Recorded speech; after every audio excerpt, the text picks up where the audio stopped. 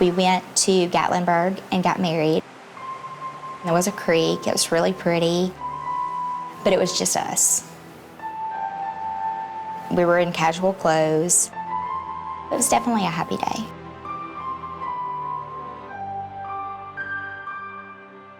We had a friendship, just your normal honeymoon phase marriage. How would you describe Hunter Grissom? He was fun, and he was attractive. We had some really good times until I started noticing different things that were changing. He started becoming more aggressive. Ever hit you? Not to begin with. In September 2010 is the first time that he physically hit me. It got progressively worse. He had made the comments that if I told anybody, he would kill me. I believed him.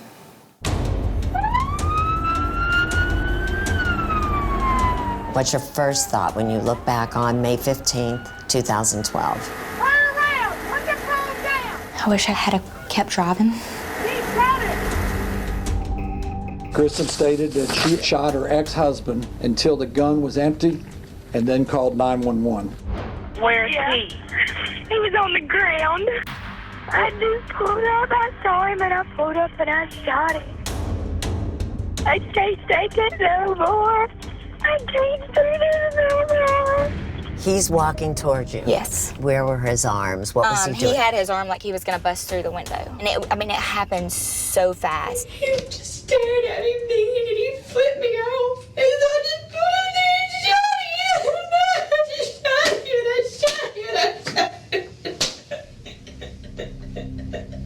You don't regret pulling the trigger?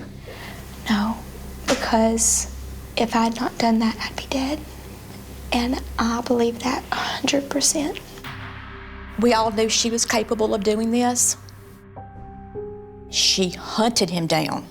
She hunted him down. My son died running for his life.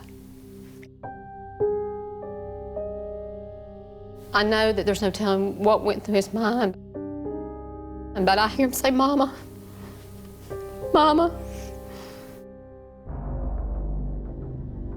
People who think that I murdered him in cold blood either don't know the whole story or don't know everything that's happened. She has a way of making everything that she has done look right. I'm not somebody that's mean and who would maliciously kill somebody intentionally. And that's what a murderer is. And that's not me.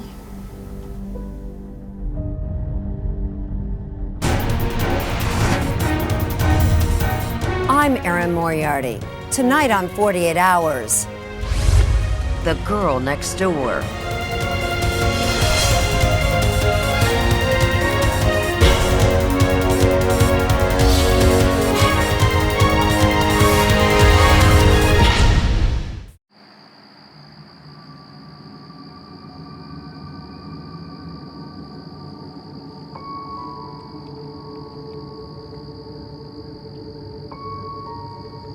What went through your mind when you saw him on the ground?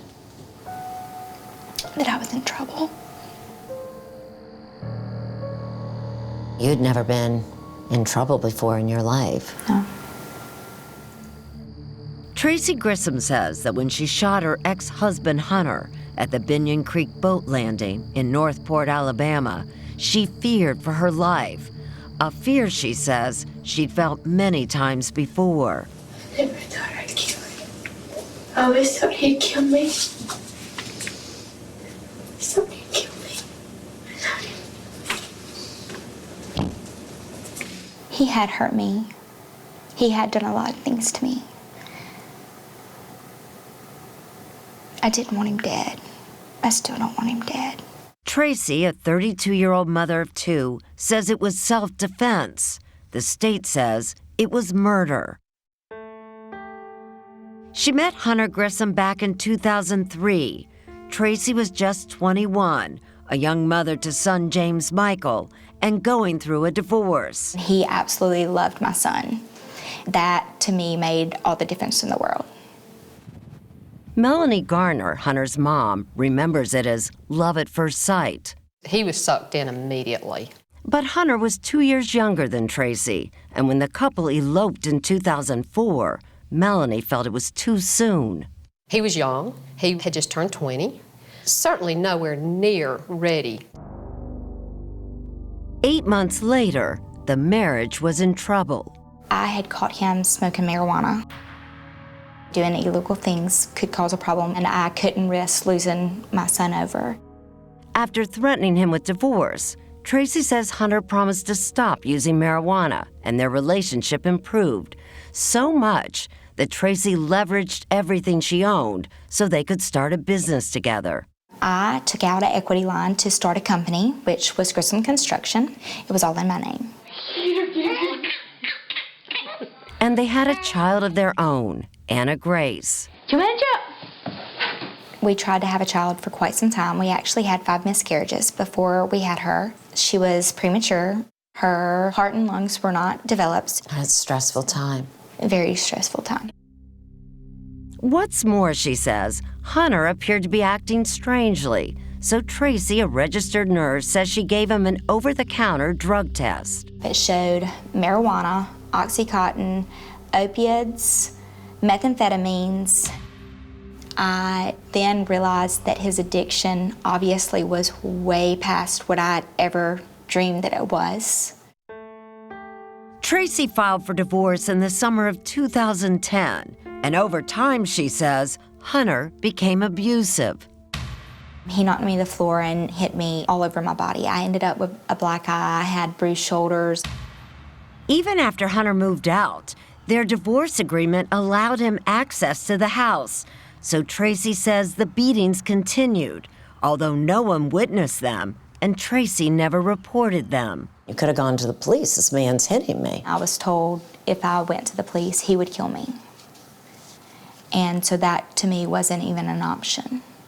I started to notice some things that I would question her about, bruising and things like that. Tracy's friend, Lauren Richards, was concerned when she saw that Tracy had a black eye and confronted her. I said, now, Tracy, you may have some bad luck, but nobody is that unlucky. Do not give me a lame excuse. What happened? You have not fallen on a baseball in your eye socket. And then, on the night of November 22nd, 2010, when Hunter arrived to take care of the children, Tracy says he flew into a rage when she told him she had spent the night with a new boyfriend. He told me that he was going to kill me.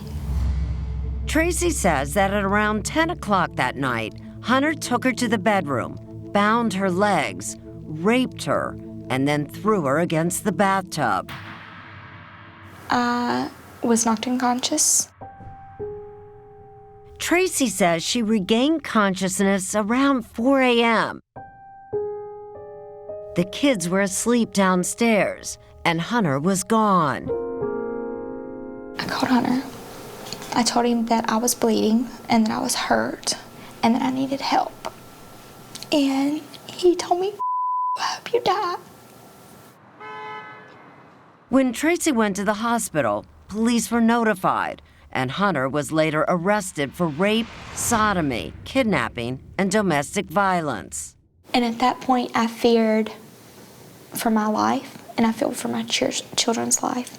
Hunter was allowed out on bail, so Tracy got a restraining order against him, purchased a handgun, and carried it with her everywhere. It was only a matter of time until he came after us. Tracy took these photos the night of the alleged attack and texted them to Lauren Richards. Later, both she and Tracy took more. At the same time, Tracy says Hunter stopped paying spousal support and his daughter's expenses. I lost everything, and my world just fell apart. Tracy says she was told that Hunter wasn't working, but she didn't believe it. And that's what led to the fateful morning of May 15, 2012. This is about the same time you were on the road, isn't it? It is. Well, I mean, Tracy got behind the wheel again and took us for the drive that changed her life. So you're coming down here. This is the way you would go. yes. And what do you see? Okay. Tracy says she was on her way to an interview for a nursing job when she became distracted. There's a break in the trees, and to the right side was a large tool boat that had a billboard sign on the side that said Grissom Construction. And I immediately, within about a 30-second period, made probably the stupidest mistake of my life. And that was to pull in the parking lot to take a picture. A photo to show that Grissom Construction was indeed up and running. I was getting ready to take the picture, and when I looked up, he was standing almost directly towards the front of the boat trailer. He was looking back directly at me. He had this face that's like this mean, just, I don't even know how to describe it, but I mean, I see it over and over, like it's right here all the time. He flipped me a bird, which to me was kind of like, yeah, I'm working, screw you. And at that point, I panicked. He's walking towards you. Yes, he's now within 5 foot of my car, coming out of my car, gonna bust my window out. In her lap was the gun she bought 18 months earlier. I mean, I just opened the door. Tracy stepped out of the car and began shooting.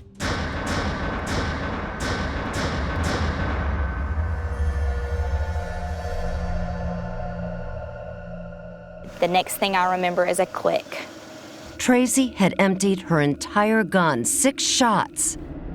4 of the shots hit Hunter and brought him face down on the pavement. Your name is Tracy? Yeah. Okay, and you killed your husband? Ex-husband, yes. Ex-husband. How did you kill him? I shot him. You have the gun? I got the gun. What kind of gun do you have? I couldn't take it no more. Okay, calm down. It's so hard.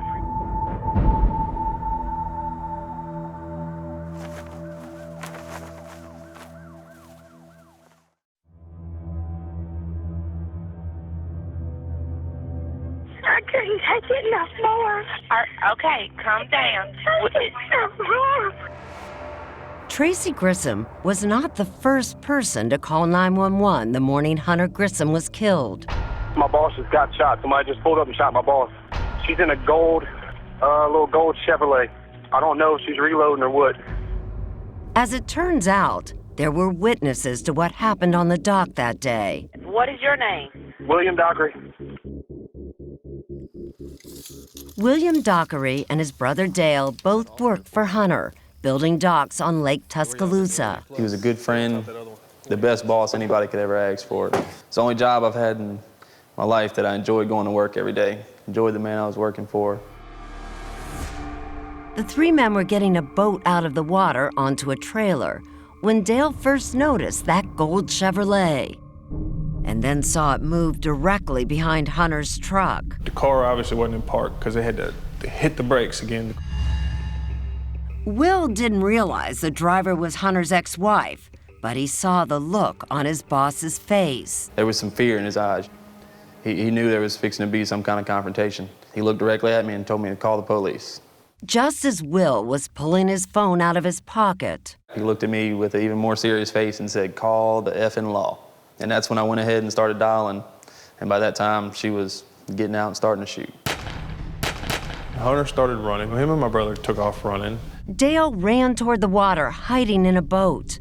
When he looked back, Hunter was on the ground. Moments later, Will finally managed to hit send on his 911 call. She's still sitting in the car with a gun. I don't want to go around. Okay, you stay where you are, and we're getting help on the way for him, okay? I don't want him to die. He's got a little girl and all. You do see the cops coming? I hear some sirens now. You hear I don't sirens? see anybody yet, but I hear some sirens. Finally, in a poignant moment caught on a police car dash cam, the brothers were reunited, just feet away from Hunter's lifeless body. Tracy was yards away on her own 911 call. I just pulled up. I saw him and I pulled up and I shot him. I just pulled up and I shot him. If you remember, Tracy told me Hunter made an obscene gesture and was moving toward her car. Hunter was coming towards my vehicle in an aggressive manner and was within 3 to 5 foot of me. But Tracy doesn't tell the 911 operator Hunter was coming toward her, and she never says it to investigators hours later. I don't know what happened. I don't know why I did it. He never made a single motion towards her, never raised his hand, any of that. The only motion he was making was getting away from her. Hunter's mom believes the Dockery brothers' version of events and says the crime scene report proves it. 12 feet. 12 feet from the first shot to where Hunter stood, and there was blood at that first point. 12 feet. Is it possible that he was coming after her, that he was going to hit her? Is that at all possible? I don't see how he could hit her at 12 feet. What's more, if Tracy was trying to get a photograph of the Grissom construction sign, why would she pull behind it? Shortly after Hunter was shot to death, the sheriff's department came to Melanie Garner's office to inform her in person. I immediately started saying, I said, the bitch did it, the bitch did it, the bitch did it. That's shocking. But Hunter's mother believes her former daughter-in-law is dangerous. Borderline demonic. I mean, I absolutely believe that she is that troubled. And Hunter's aunt, Gina Prissock, says Tracy had a motive. She wanted to kill him before the rape case went to court. Hunter had moved on. There was some court dates coming up that would prove that Hunter was innocent. There was court dates coming up that he would get visitation to his daughter. She had a lot to lose. I know that's a hard question to ask of a mom. Is it at all possible that your son abused Tracy? Oh, I don't believe so. I don't believe so for a minute. He did not have an abusive and angry bone in his body. In fact, we kind of laughed at him because he was too laid back. In 2011, Hunter was arrested for marijuana possession, a misdemeanor, but there is no evidence he ever did harder drugs. What's more, his mother says if anyone was abused, it was Hunter. And I fully believe that Hunter was abused by her. Yes. Just weeks before the alleged rape, Tracy turned up at one of Hunter's job sites. She's screaming, jumping on him. He said something about him having another girlfriend and used the expression about, you are mine, I'll kill you, you are mine. Melanie believes Tracy's rape accusation is completely false. But then, what about those graphic pictures of Tracy with deep bruises and that head wound? Hunter told his mother the cut on Tracy's head was a result of an accidental fall. You're saying your son didn't do any of that? I don't think he did. But that would mean she would have had to do that to herself. Absolutely. But why would she do that damage to herself? To try to prove the lies, to try to prove the accusations that she made against Hunter were true. So was Tracy Grissom a liar who killed in cold blood? Or a domestic abuse victim and loving mother? It will be 12 strangers, a jury, who will decide.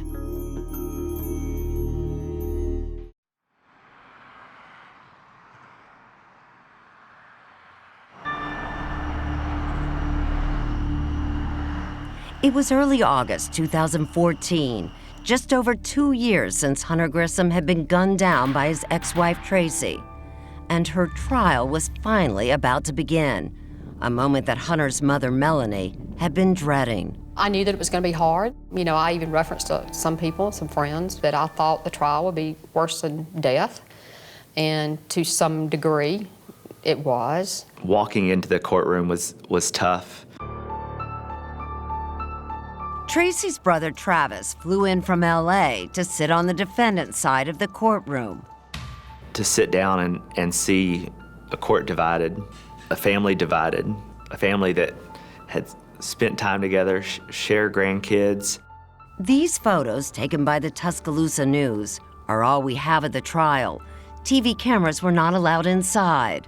Going to trial, it's an honor to represent her. Even as the trial began, Tracy's defense attorney, Warren Freeman, was hoping the prosecutor or judge would reduce the murder charge to manslaughter. In my mind, this was a manslaughter case. Why? Because there's no intent. I could easily see this being, at the worst, manslaughter. At its best, it was self-defense. But the charge would stand, and the jury would have to decide whether Tracy was guilty of murder or whether she was just defending herself. Warren Freeman hoped to support her defense case by showing the jury those dramatic photos. And I explained then, I'm not trying to try a rape case, Judge. I simply need to demonstrate to a jury what my client's state of mind was at the time of the offense. But the judge would not allow it. Covering the trial for the Tuscaloosa News, Stephanie Taylor says the state argued the motive was money. The prosecutors claimed that Tracy shot Hunter to collect a $103,000 insurance policy that she had on him. Thank you for calling MetLife. This is Pam. May I please have your name? Tracy Grissom. The evidence? This recording of Tracy's call to the life insurance company, a call she made on May 14, 2012, the day before she shot Hunter. They said that she was angry that he had stopped making payments that they had agreed to in their divorce. It's Hunter Grissom. Thank you so much. And can you please verify his date of birth? A representative from the insurance company testified during the trial that Tracy called the day before Hunter was killed to verify that they had her correct address. Is there anything else I can do for you today? That's going to be it. On May 14th, you called that insurance company. Why? Well, May 14th was just like any other day. However, I had moved 4 different times. Me and my children were running. We were running from Hunter. So I had called the company to let them know that they had my old address and to make an address change. She also called a few weeks afterward to inform them that he had died. And how can I help you today? Well, I was actually calling because I didn't know what I needed to do. Hunter passed away May 15th, and I actually am going through a court case right now because it was due to self-defense. Even through the times when she's screaming that she's destitute and has no money, she continued to pay life insurance premiums. I really thought that that was just the prosecution pulling at straws to have a motive. And my sister's smart, but I don't think my sister concocted a story just so she could get insurance money. But that's all they had. But that wasn't all they had. Prosecutors also called a pathologist who testified that Hunter's wounds indicated that when Tracy shot him, he was not coming at her, he was running away. Tracy, I have to ask you this. Is it possible that you misread that situation and you shot and killed a man who just intended to get away from you? He was coming towards me. So no, I do not feel like he was trying to get away. I feel like he was fixing to kill me. If in fact he was coming at you and you were in fear for your life, why didn't you tell the police that? You had an opportunity when you called 911. Tell me what happened. I just pulled up, I saw him, and I shot him. You had an opportunity when you left the scene and went to the police. I don't know why I did it. Why didn't you tell them? He was coming after me. I had no choice. I know I was an absolute wreck at that point. I don't remember so much. I remember the initial shot, and then I remember a click, which undoubtedly was the emptying of the gun. Still, Warren did get the pathologist to admit that it was also possible Hunter was coming towards Tracy when she started shooting. Think about this just a moment. You had a shot here, and then you had another shot here, and then 2 that were in the back. But what made sense to me, and he said this would line up with his findings, was that somebody could have been coming forward, then turned after the first shot was fired. If it was not her intentions to murder Hunter, and the first bullet hit his arm, couldn't she have stopped then? What about the second bullet that entered his back? Couldn't she have stopped then? 6 were fired. 4 hit Hunter. How many times did you shoot? Until they wouldn't shoot no more. She unloaded the gun. In interrogation, she said she fired till it wouldn't fire anymore. Freeman claims that Tracy shot Hunter because she was suffering from post-traumatic stress from earlier abuse, but he couldn't find an expert who would say that in court. So now, there was really only one way to get jurors to understand why Tracy pulled the trigger. Tracy had to take the stand and tell them herself. That was the only way to let them know that I was defending myself. And the only way that I felt that they would understand what I was going through that day. Tracy was allowed to tell the jury about the alleged rape and that she lived in fear of Hunter, but she could not show those graphic photos. How did you feel about that? Devastated. I don't think anybody could understand what I was going through without knowing what I had already been through. Tracy's trial lasted only 2 days, and then just before the case went to the jury, the judge made a stunning reversal. The judge said that he believed that this was a manslaughter case. Out of the blue? Out of the blue. If both sides could agree, the judge would let the jury consider a charge of manslaughter. When the prosecution agreed, it was then up to Tracy. It was my decision, and I felt good about what had been said and what had been told in court. And I still didn't feel like I'd done anything wrong, and I still didn't feel like I would be convicted of murder. She said, "Do you think they'll convict me of manslaughter if we do that?" I said, "Yes." And she said, "I don't want to do it." And so I chose not to take it. And I understood her reasons. That's a big gamble, though, Warren. Big gamble. It's a huge gamble.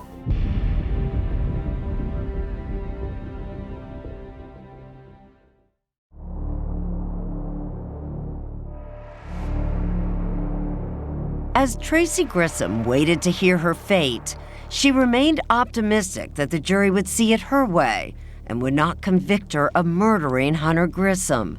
I did think the jury would understand the fear that I had that day and the fear that I had of that he was going to hurt or kill me. I feel like they know that there was more to the story, but it wasn't allowed in court.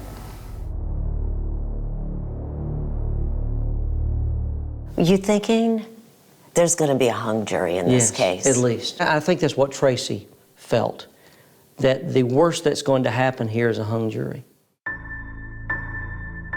But just 90 minutes later, they get word. The jury had reached a verdict.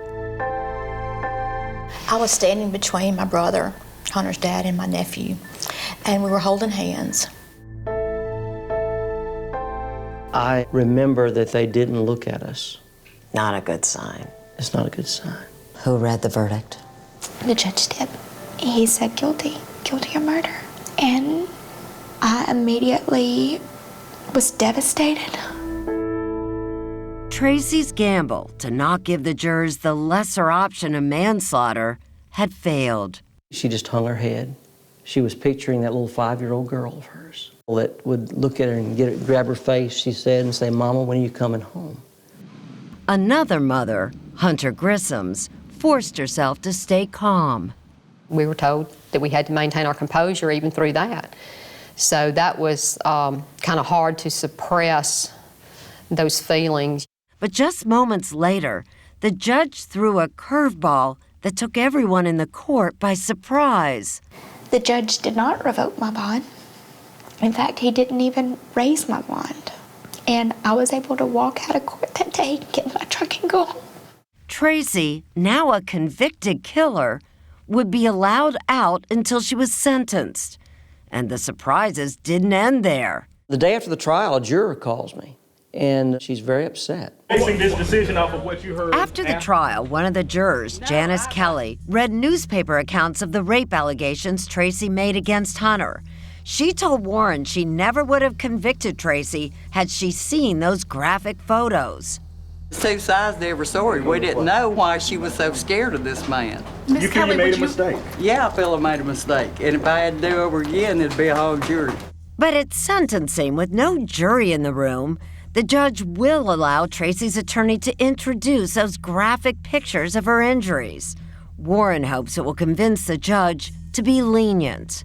He knows that she was raped. He knows the brutality that she went through. And I'll be asking him to take that in consideration. This isn't just a normal murder sentencing. The judge properly kept out these photos from the trial because they're evidence of the rape allegation, and Hunter Grissom never lived long enough to defend himself against that accusation. If he had, his family and friends say, we would have heard a very different story. Do you believe that Tracy Grissom has told the truth of what happened? I do not. Shelley Standridge was Hunter Grissom's lawyer. She says Hunter denied ever raping or assaulting Tracy, but he did admit that on the night of the rape, he and his ex-wife had consensual, rough sex. Do you believe if Hunter Grissom had gone on trial for rape, that he would have been convicted? Absolutely not. Do you think Tracy knew that? Probably. This is what Hunter said happened the night of the alleged rape. So that night, Hunter says that she was depressed and claiming she was going to kill herself. She was saying she wanted their relationship to work. Tracy was taking the anti-anxiety drug Klonopin, and according to Hunter, on the night of November 22nd, he watched Tracy take more than her prescribed dose. It's similar to alcohol, where your balance is impaired, your speech is impaired. And that's the reason, Hunter said, that Tracy fell and cut her head. It was an accident, and the injury seemed minor. Somewhere around 10:30 p.m., Hunter said he left and went to his father's house. He confirms that Tracy called him much later at 3:20 a.m. But this is how Hunter described that call. He said that she threatened him, if you don't want the responsibility of these children, I'll make it to where you don't ever get to see them again. Then why would she cry rape if it didn't occur? I don't know what her motive is, but I will tell you that she told me under oath that she was upset that he had a girlfriend. Hunter said he heard nothing about an assault or rape until he was arrested almost 12 hours later. So it kind of comes down to he said, she said. But what she says is not true. I never found anything independently that verified any of her claims. Start with Tracy's claim to police that she was thrown against the bathtub around 10 p.m. and was unconscious until about 4 a.m. the next morning. But her phone records show she was on the phone all night, so she was never unconscious. She was using her data at 10:42 p.m. that night. She was using it again at 10:50 that night. She sends a text to her boyfriend at 1:49 a.m. She sends a text to her friend at 2:07 a.m. She sends another text to her boyfriend at 2:07 a.m. How does Tracy explain it? She blames the calls on Hunter. I do know I was not the only person that was using my phone that night.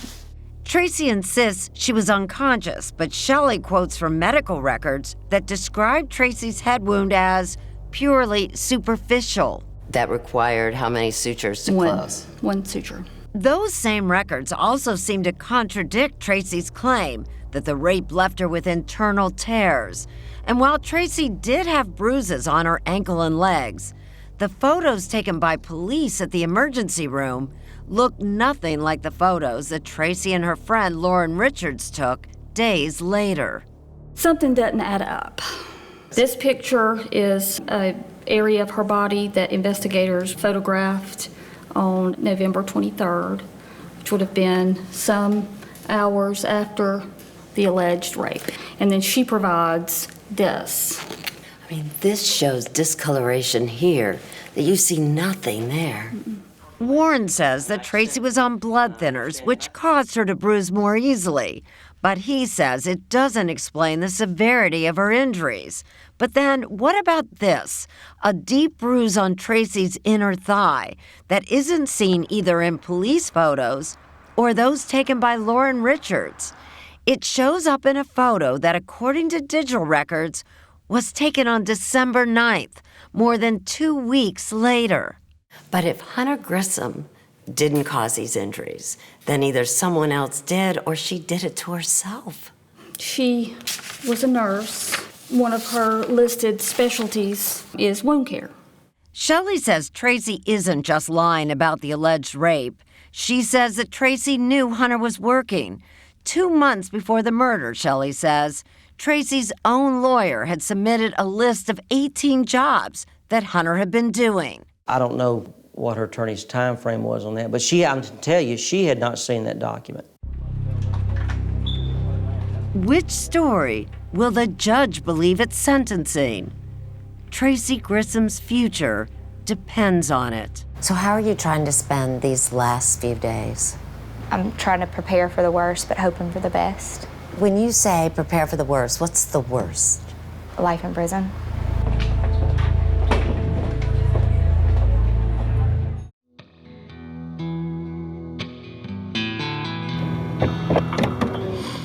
This is the day when Tracy Grissom finds out her future, if and when she'll see her children again. She bids a tearful farewell to friends. I'm scared.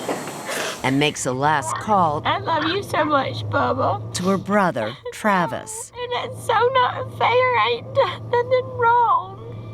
1 month after being found guilty of murdering her ex-husband, Hunter, Tracy heads back to court for sentencing.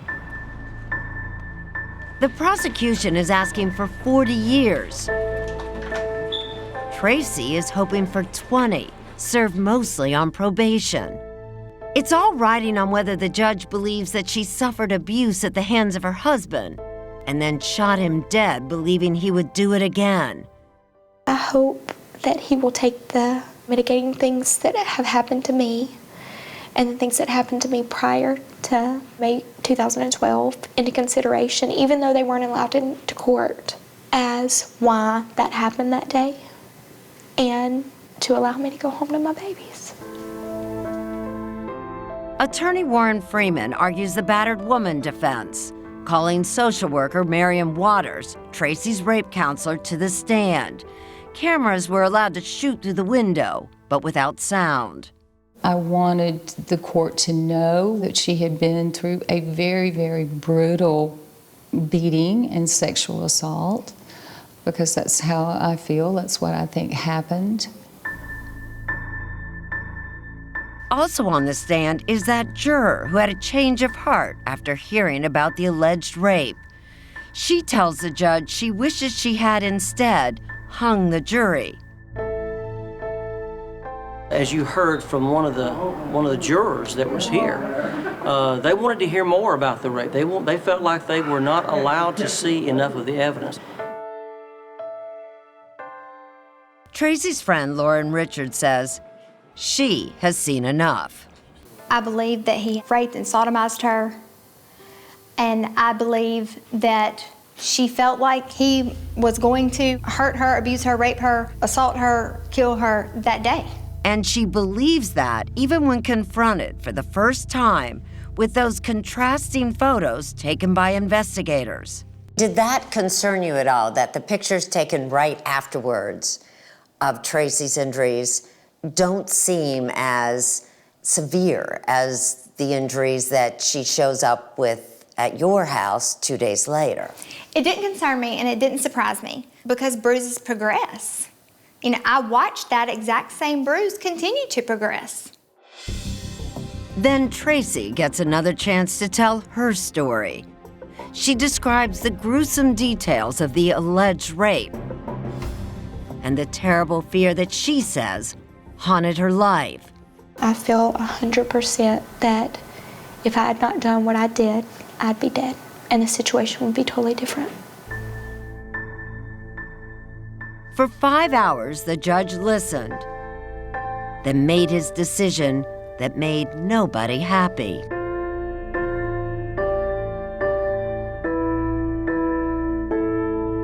Tracy Grissom got 25 years. Not the maximum, but not the minimum either. So unfair. It's so not fair. But Melanie Garner believes Tracy is where she should be. I feel like Tracy's a very, very troubled young woman. Tracy, is there anything else you'd like to say? I just have somebody on fire for domestic violence. And I just feel like that she is exactly what she was convicted of and that she is a murderer. 1, 2, 3. Hunter's mom will now raise that little 5-year-old girl who will grow up with only a distant memory of the father who loved her. She wants to hear her father's voice. She knows what he looks like because we have so many photos of him. But she said, I want to hear my daddy's voice. Oh, good girl.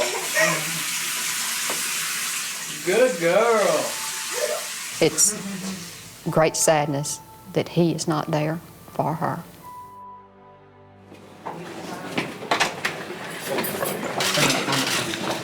Despite the murder conviction, despite the evidence against her, despite the 25-year sentence, Tracy Grissom still maintains she's a victim, not a cold-blooded killer, a story she's sticking to, even behind bars. It's no longer about me anymore.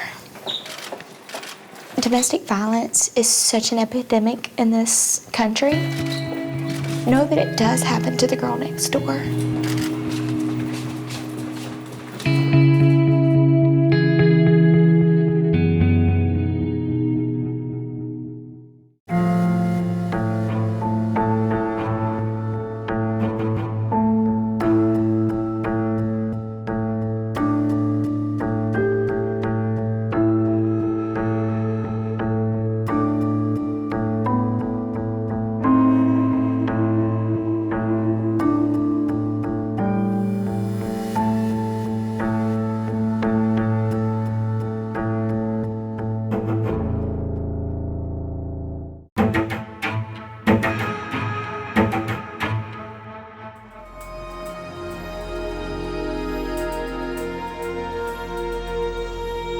People are so much more than how they are trying to survive in this world.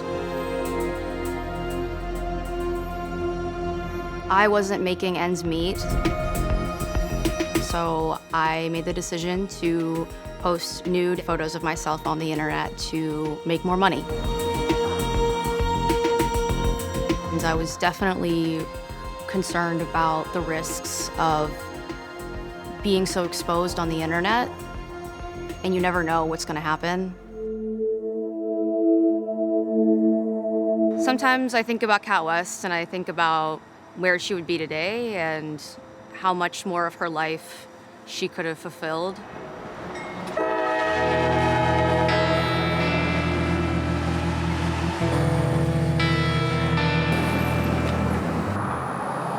I started getting Facebook messages that a murder had happened in Calera.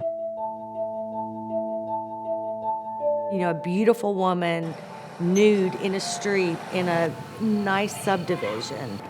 That is what doesn't happen every day around here, and that's what drove the story. Cat West, she was 42, was found dead on January 13th, 2018. She was a beautiful woman. She looked a little bit like Marilyn Monroe. Female in the roadway, naked, CPR no longer in progress, female not breathing. You believe it was murder? I do. It's a mysterious murder case of a married mom found dead outside her home. We didn't know much about Cat West at all, and we certainly didn't know that her husband Jeff was a suspect. Jeff could not have possibly done it. I believe Cat was murdered, but I do not believe that it was by her husband. It really turned out that Cat was a lot more than just a wife and a stay-at-home mom. Cat was the very out there, exuberant, lively. She was the limelight of everything that we did. Cat West was posting pictures on OnlyFans, which is a website where people pay a subscription to see racy photos. It's sort of the happy medium between porn and the Brady Bunch. She had several hundred followers. Everybody was a suspect to begin with. One of her subscribers, did they come through with rage or jealousy or wanting something that they couldn't have? We were concerned, do we have somebody out there that's actually killing people? Had you heard of OnlyFans? No, ma'am. There's a lot of things I learned in this case.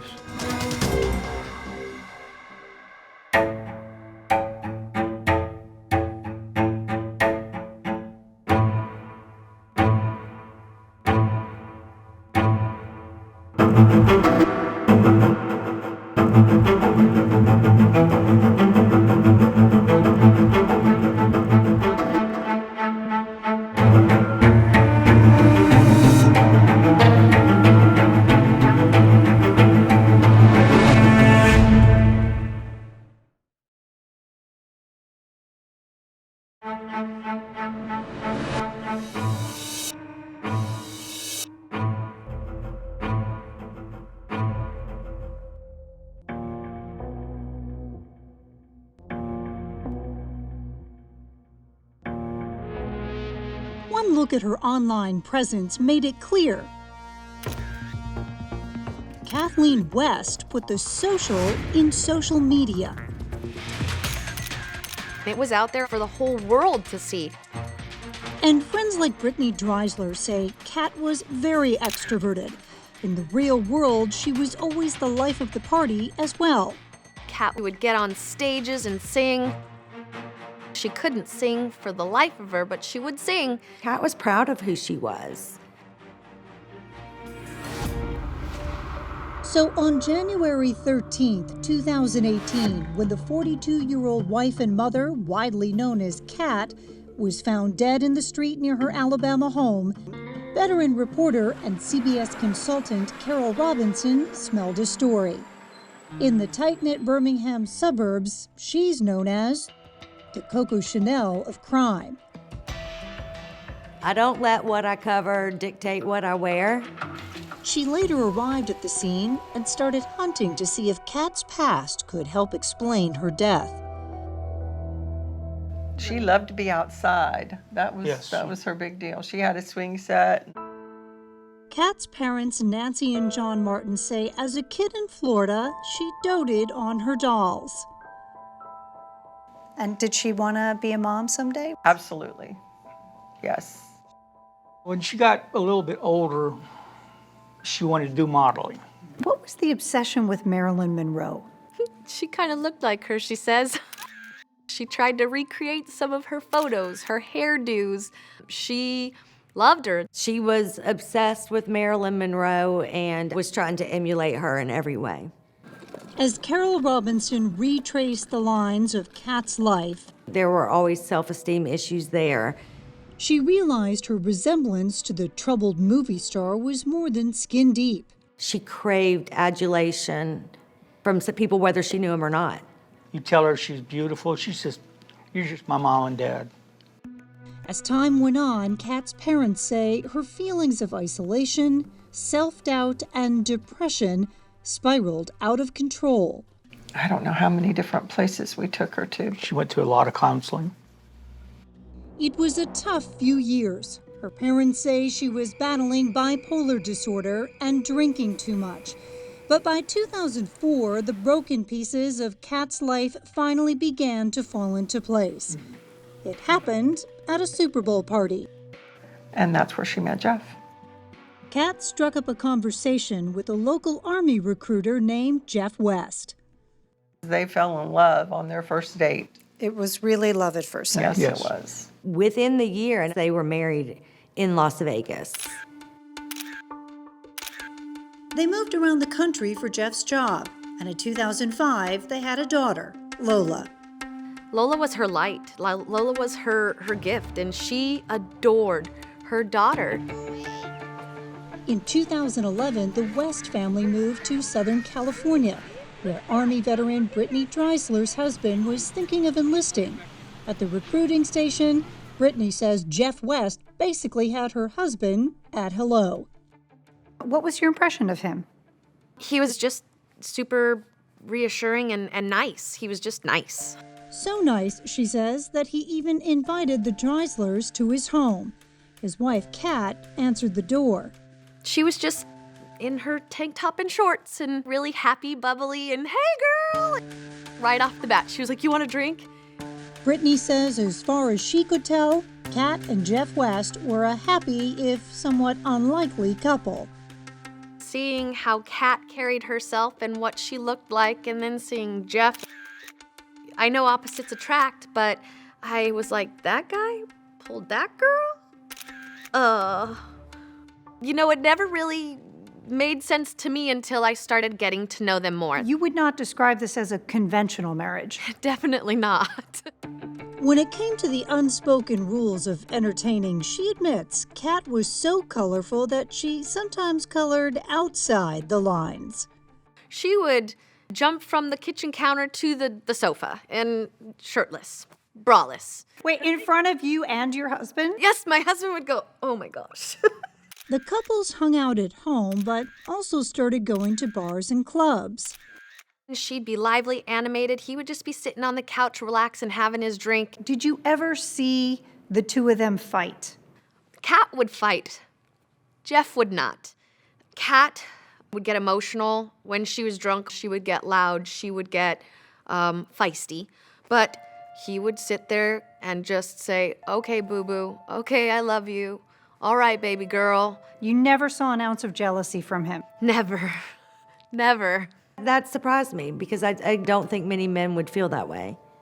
Carol says Jeff was proud of having an attractive wife. In 2014, the Wests had moved to Alabama, where he had a job as a campus police officer. The couple always made time to be together with a regular date night, including on the night of January 12, 2018. Jeff's parents had then 12-year-old Lola for the evening. They go out to a restaurant, you know, they have some drinks and dinner. After dinner, they stopped at a liquor store.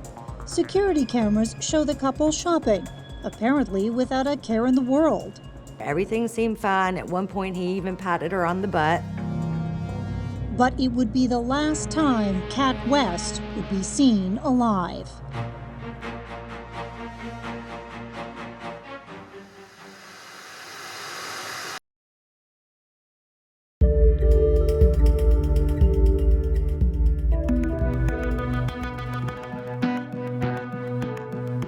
I just was shocked, baffled. I don't believe it. When Brittany Dreisler learned of Kat's death, she immediately contacted Jeff West. What happened? How did this happen? And his answer was just, I don't know. Neither did Macorsha Purifoy. It was dark, it was cold. I wasn't sure, what I was seeing. She'd been driving to work before dawn that day when she spotted something. I think I see a person laying in the road. Well, halfway. Macorsha went home to get her parents. They returned to the scene. Her body was frozen, frozen. I was traumatized. I was just in the car crying. Macorsha's mother called 911. They asked to see if she was breathing or not. She wasn't. And we just waited for the police to get there. Calera Police Sergeant Mike Melhoff, a veteran criminal investigator, arrived about 30 minutes later. Looking at the scene, Kathleen's head is laying in the road. Her body is actually laying in the grass. And there was something else he noticed right away. It did appear that the body had been moved more than once. Kat West was found lying in a pool of blood across the street from her house.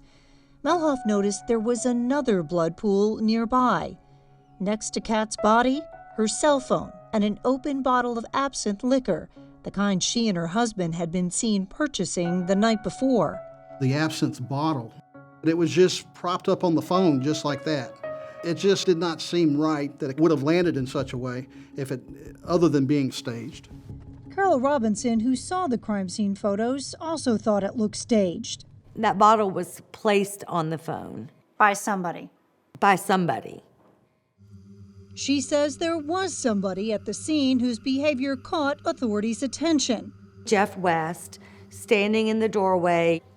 At one point, he was on the porch smoking a cigarette and watching.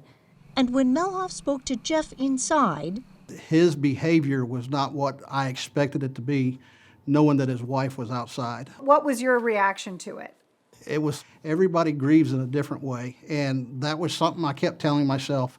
Kat had a roughly 2-inch gash on the left side of her head. The cause of death was blunt force trauma. The injury that she suffered was enough to actually fracture the skull. The autopsy showed signs of sex, but there was no indication of sexual assault. Also, her blood alcohol level was nearly 3 times the legal limit. Still, the medical examiner could not say exactly how Kat sustained the injury. The manner of death was undetermined. Was it an accident? Was Kat so intoxicated that she fell and cracked her head? Or was it murder? And if so, who killed Kat West? While authorities searched the neighborhood for clues and witnesses, Jeff went to headquarters. Police say he stayed for about 6 hours. Was Jeff cooperative? Absolutely. Jeff was adamant with police. He had no idea what had happened to Kat. He speculated she may have died by accident. He also said their marriage was in a good place. Police later discovered what the couple's friends already knew. I think it would be fair to characterize her as an exhibitionist. She enjoyed the attention. Jeff revealed he would actually photograph Kat and help her post suggestive photos online, where hundreds of paying subscribers knew her as Kitty Cat West. She was very out loud about it. She was making money. But Brittany says for Kat, it was about a lot more than money. Kat, when not behind the website, was not always confident. Yes, you have your husband, but you always want to be pretty to others. And remarkably, Jeff seemed to love it. Jeff got the best of both worlds. He was able to be with his wife. She got what she wanted, which was, I get to make my money, I get to show off what I have, and he's not going to leave me. Brittany says by 2018, Kat's online activity had really ramped up. She'd been using that subscription-only website, OnlyFans, to share adult photos and videos. She was starting to get knee-deep in that type of industry. And with OnlyFans came a new feature for Kat. Providers and subscribers could communicate. Subscribers could also make requests. Had you heard of OnlyFans? No, ma'am. Melhoff was interested to learn that Jeff had photographed Kat for her site the night she died, and her page contained subscriber requests for personalized content. Could one of her OnlyFans subscribers have stalked and murdered her? Do we have somebody else out there that's actually killing people? He says they knew they had to cast a wider net, so they sent Jeff home. Melhoff says they spent about 3 weeks looking for other suspects. There were thousands of names that had to be culled through in order to properly investigate this. As police continued gathering evidence, Carol Robinson says they had more public involvement than they wanted. Kat's death had set the internet on fire. You had this huge online presence, these murder discussion Facebook groups. While they may have started in Calera, there were people from all over, and they aren't quiet about their opinions. It seemed everyone had an opinion on the way Kat died. It's the husband. I vote stalker. It might have been a freak accident. And the way she lived. I don't agree with her lifestyle. She brought this on herself. She was proud to have such an amazing figure. Good for her. She was a sympathetic victim to many. She was an unsympathetic victim to many. On Facebook, Jeff later made it clear that all the online chatter had taken a toll on the family. To the public, our tragedy is juicy gossip, he wrote. The Facebook thing was really intruding on their lives, in his opinion. Investigators had formed their own opinion. Kat's death had been no accident. And on February 22nd, 2018, they made their move. William Jeffrey West, the victim's husband, has been arrested and charged with the murder. Bail was set at $500,000. Brittany Dreisler says Jeff should never have been arrested, firmly believing that police failed to fully investigate the hundreds of OnlyFans subscribers who had paid to see the racy content Kat posted. Did someone else kill her?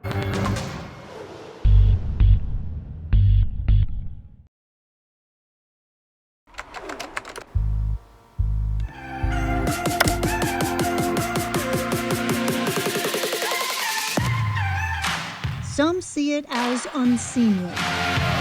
Others call it harmless fun. Stay at home. Either way, the online venue where Kat West posted her racy photos, known as OnlyFans. Welcome to OnlyFans. Is a lot more than only a website, says Carol Robinson. It's sort of the happy medium between porn and the Brady Bunch. Whether you're a blogger, a celebrity, model, whatever, you can reward your loyal fans with even more of the great content you already produce, but get paid for it. Since COVID-19 caused widespread lockdowns, OnlyFans has become a provocative and profitable platform for celebrities. Former Disney star Bella Thorne reportedly made $1 million in one day posting lifestyle content. There's a lot of myself in this video, yeah, so. And the site has become an exotic destination for more salacious staycationers as well. A place to dream of living large and potentially to make a good living in the process. I'm really excited to introduce you to Courtney Tilia. The former teacher in this YouTube video told a reporter she quadrupled her income posting nudes on OnlyFans. I wear things that allow me to feel sexy because when I feel sexy, I feel powerful.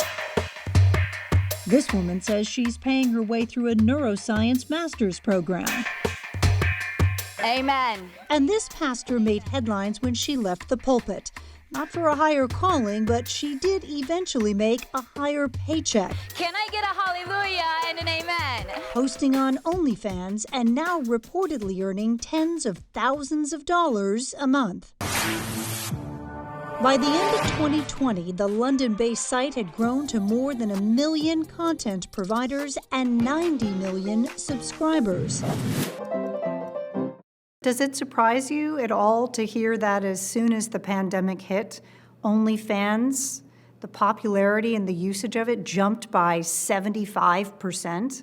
Not at all. In 2015, Lauren Quay moved to New York from her home in West Virginia with dreams of making it big on Broadway. I really wanted to make something of myself. Soon frustrated with the rat race, the 23-year-old daughter of a doctor and nurse began studying emergency medicine and became a paramedic around the time the pandemic began. I knew that there was a job that needed to be done. Almost immediately, she found herself treating and transporting critically ill COVID patients, working at the intersection of life and death. I still remember taking patients away whose family members couldn't come with us. They didn't know if it was going to be the last time they saw each other. That was really rough for me. Rougher still, she says, because even though she was saving lives, it was impossible to save any money. She was making only about $40,000 a year, less than other first responders like many New York police and firefighters. Is what you were getting paid enough to cover your monthly nut? No, not at all. It wasn't feasible to live off of that salary. As her bills piled up and employment options dwindled, Lauren turned to OnlyFans. I don't have to go outside of my house. You know, this could be an easy business. Using an alias, she started by posting lingerie pics, cropping out her face. But she says she soon stopped cropping. And before long, the paramedic who by day was covering every inch of her body in protective clothing started taking it all off online. Did you post full nude shots? Yes, I did. And she says if Kat West was proud to be on OnlyFans, she would have had reason to be. The human body, I believe it should be celebrated. And how did it make you feel when you were posting? I felt empowered. I did not feel like I was degrading myself. And just to be clear, this was money you were using to put food on your table? 100%.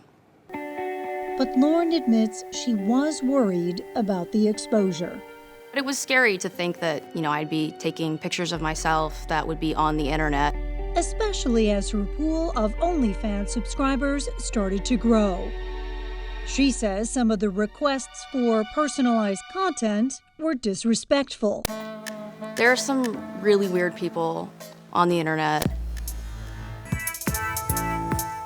Did you ever consider that maybe someone from her online life could have played a role in what happened to her that night? We looked into that, and there just wasn't that evidence out there. No evidence that an OnlyFans online user was involved in Kat West's death. What the evidence does show, says Jeff's attorney John Robbins, is that Kat wasn't murdered. She fell and hit her head. Jeff's parents, Jerry and Susie, agree. They aren't sure exactly how Kat hit her head, and they don't think authorities can prove it either. They set out to get Jeff. There was no investigation. I know he's innocent. I don't care what anybody says. He did not do this. Jeff's parents say he was incapable of harming his family. Now, that is exactly what you would expect to hear from the parents of an accused killer. But you would probably not expect to hear the same thing from the parents of the alleged victim. He's honorable, and he loves my daughter. I know he didn't do it. He didn't do this. Kat's parents, John and Nancy, say their daughter was conspicuously clumsy, and the drinking did not help. Brittany Dreisler concedes anything is possible. She could have ran outside in the street, right? Because she was so intoxicated. Authorities insist Jeff West is a murderer, but their tactics suggest otherwise. John Robbins says just a few months before trial, the prosecution offered Jeff West a deal. It's called an Alford plea. Jeff would not have to admit that he had committed a crime, but he would have to acknowledge that the state had enough evidence to likely convict. Now, if the judge accepted that deal, it means that Jeff would be let off with time served and only 2 years probation. He could walk out of jail almost immediately. What does it tell you as a defense attorney when the prosecution is offering a deal? That tells you, as a defense lawyer, the prosecution has some problems with their case, and they recognize that. According to Shelby County prosecutors, plea deals are standard in every case. Robbins says he told Jeff it was a reasonable offer. He rejected it immediately. Why did he reject the offer? Because he says, I cannot say that I'm guilty of something that I didn't do. Jeff West decides to roll the dice and take his chances in court. He understands the risk of going to trial.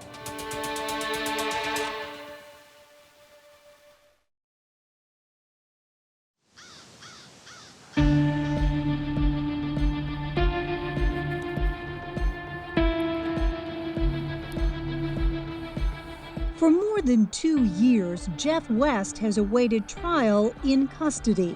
We weren't getting a lot of information at the time. The police were holding things close to their vest.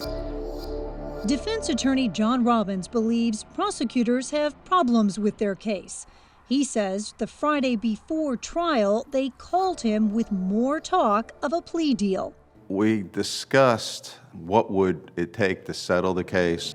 But they could not come to terms. The prosecution has also notified the court it will make a new filing of evidence, text messages between Jeff and Kat. It was very apparent that it was a very volatile relationship. Prosecutors will tell the jury that the Wests did not have a harmonious marriage. "You're throwing almost 14 years of a relationship away," she'd written a week before she died. "You don't want me. Fine, someone will." "I always want you," he'd replied. The texts went from erratic to erotic so fast that Robbins actually wants to use them to defend Jeff. Anytime Kat said something that, quote, can be considered an argument, his response is, "I love you, I want you, you're sexy." Today is the first day of the murder trial against Jeff West in the murder of Kat West. The judge banned news cameras from the courtroom, but we were at the courthouse taking notes, and it soon became clear there were at least two things the defense and prosecution agreed on: the cause of death, blunt force trauma, and how the night began. Jeff and Kat had started drinking at dinner and bought more booze on the way home. It was later that Kat apparently had changed into lingerie and asked Jeff to photograph her for her online fans. On Instagram that night, he posted this picture of the absinthe liquor bottle. Authorities contend he would bludgeon her to death with that very same bottle. But why would Jeff West want to kill his wife? I wouldn't want to speculate as to, what drove him to that point, but I can certainly say that I feel that, yes, he's the one responsible for his wife's death. At the scene, Melhoff says he found it odd that Jeff did not ask for details about his wife's condition. I would have thought that he would have at least asked, can I see her? Carol believes what Jeff did say made authorities suspicious, too. According to Jeff, he went to bed about 10:30. Kat stayed up. Now, that's Jeff's version of what happened. But before long, Melhoff unearthed a different story on a health tracker app on Jeff's cell phone. Well, the health app actually shows Jeff's phone moving as late as 10 minutes after 11 o'clock. And Melhoff says he believes Jeff also lied about when he woke up that morning. Jeff told police his dogs got him up by barking at the cruisers out front, but a neighbor reported seeing Jeff before police arrived. She could see a man in the house pacing back and forth. Having laid out what they believed were Jeff's movements that night, police look at Kat's phone, which also had a health tracker app. It showed her phone had stopped moving 16 minutes before Jeff's. But what had actually caused Kat's fatal wound? About a month after her death, police got test results from that absinthe bottle. It had a sliver of glass chipped off, and there were 2 spots of Kat's blood on the bottom. We had Jeff's fingerprints on it. Wouldn't you expect that, given that they bought it together and they said they'd been drinking, that his prints would be on it? Oh, absolutely. But Melhoff says there was something specific about the prints that helped point the finger of blame at Jeff. Basically, the bottle was held inverted, much like he'd be holding it like a club. Jeff's thumbprint was found in a downward position on the bottle, and his ring fingerprint was found over here. She was not hitting head with that bottle. Robbins says that's clear because Jeff is a righty, and the prints in the bottle were from his left hand, and there's a good reason they're upside down. The bottle was in a bag. You would pull it out of the bag in the same way, where your thumbprint would be going down. But to win this case, the defense will tell the jury that Jeff West could not have murdered his wife, because Kat wasn't murdered. I handled well over 100 murder cases. Never went forward on a murder case where the manner of death was classified as undetermined. What happened that night to Kat West? In a nutshell, she fell, she hit her head. Robbins says police found Jeff dressed in the same clothes as seen in the security video the night before. There was nothing on his clothes. No liquor, no blood, no bodily fluid, no tissue, no hair, and there was no hair on the bottle. There's no glass in her womb. And despite what police told us, no real effort, Robbins maintains, to consider other suspects or theories about Kat's death. The only person they ever looked at was Jeff, and they really never looked at it whether it was an accident. Was there ever a time when you or anyone in the police department looked into the possibility of it being an accident? Absolutely not.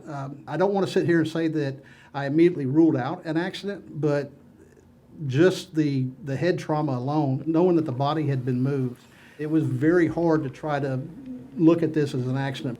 Not hard at all, insists Robbins. The 2 blood pools at the scene suggest that after Kat fell, she could have gotten up and fallen again.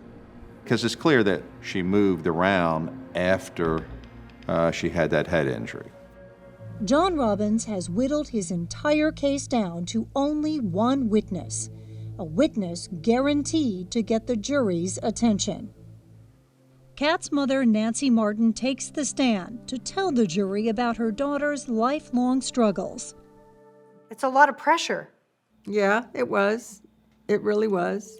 Martin testified that she herself had witnessed Kat West in an intoxicated state go outside barefoot in any, whether it was hot or cold, she said. She would be in varying stages of dress. Were you surprised at how supportive Kat's parents, particularly her mother, was of the man police say killed her daughter? You know, I can't really recall another case where the mother of the victim and the father of the victim were so attached to the suspect. Kat's parents are even giving Jeff legal advice. They help convince him not to testify. Jeff's a good mood. He's fired up. In closing arguments, Assistant District Attorney Daniel McBrayer finally ties together the state's theory of what happened that night and why. He says Jeff had lost his temper with his wife. He had a problem with her drinking and her social media usage. Prosecutors say the evidence from that night shows it. He had thrown her phone into the street and clubbed her to death with a liquor bottle when she went after it. And McBrayer says the way the bottle and phone were positioned convinced authorities it could not have been an accident. There were those 2 items stacked perfectly together, right there on the street next to her body. Jeff loved his wife. Did you ever consider the possibility that this guy just snapped one night? But there's no evidence of that. He does not have a history of violence. The trial is ending when prosecutors make a last-minute move. They convince the judge to let the jury consider a lesser charge than murder, reckless manslaughter. I think that we could see a verdict tonight. This is the hard part. We're waiting.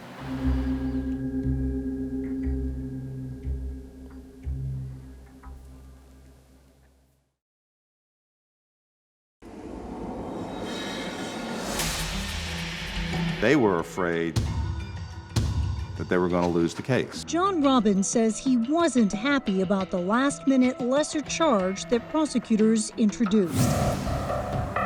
And it's easy to see why. It takes the jury less than 5 hours to convict Jeff West of reckless manslaughter. Jeff is stunned. Both sets of parents are also stunned by the verdict.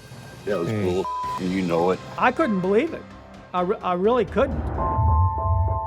Almost 3 months later, Judge Bill Bostic sentenced Jeff West to 16 years. How did you react when you heard 16 years?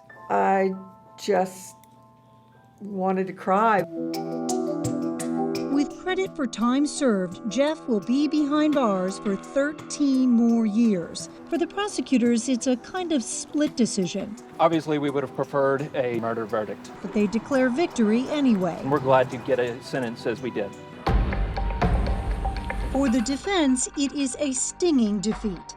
Jeff knows if he had accepted that plea deal from the prosecutors, he'd probably already be home. In retrospect, that probably he should have taken the deal. Both sets of parents stand behind his decision. By a show of hands, who thinks Jeff is not guilty? We all think he's not We all think he's not guilty. They sat down with us as a group 3 days after sentencing. Who thinks that he got a fair trial? Nobody. No hands.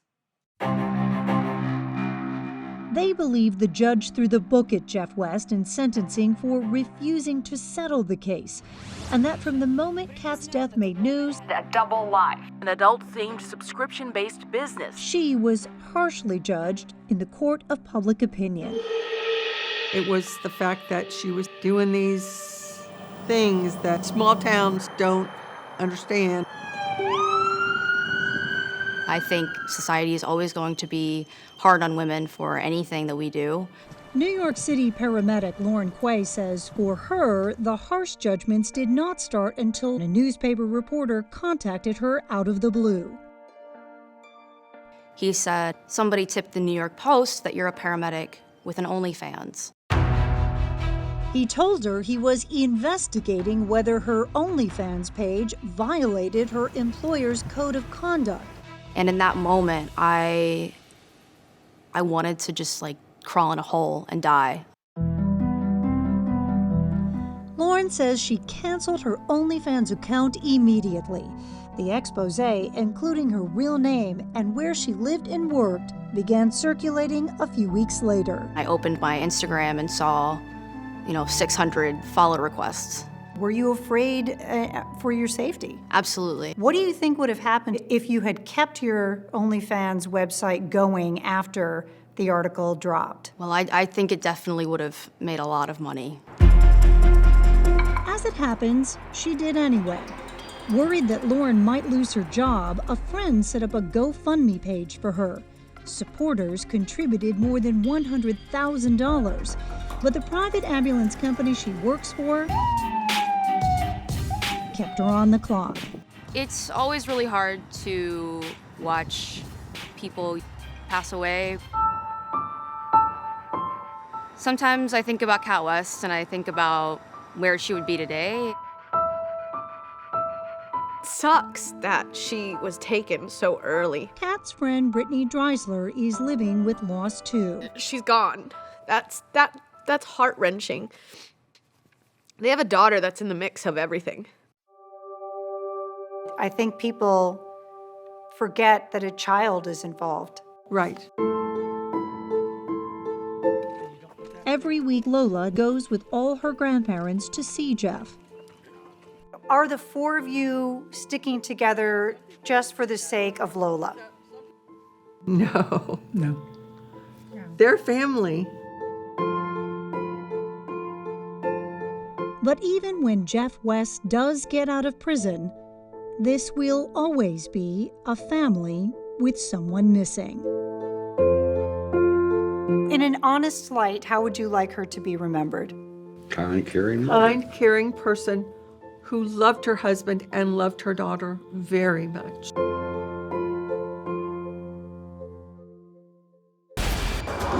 "48 hours. To miss it would be a crime." Were you at all prepared for what happened in this case?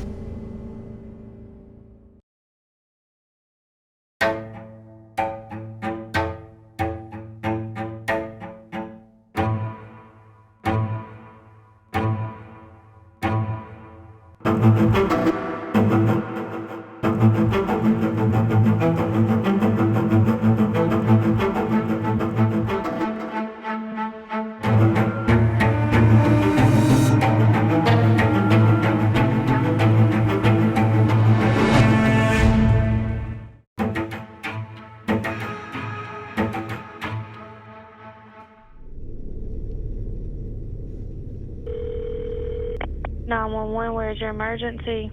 I need someone to come out here to my house. Tell me exactly what's going on. My wife has been shot. She's in her van.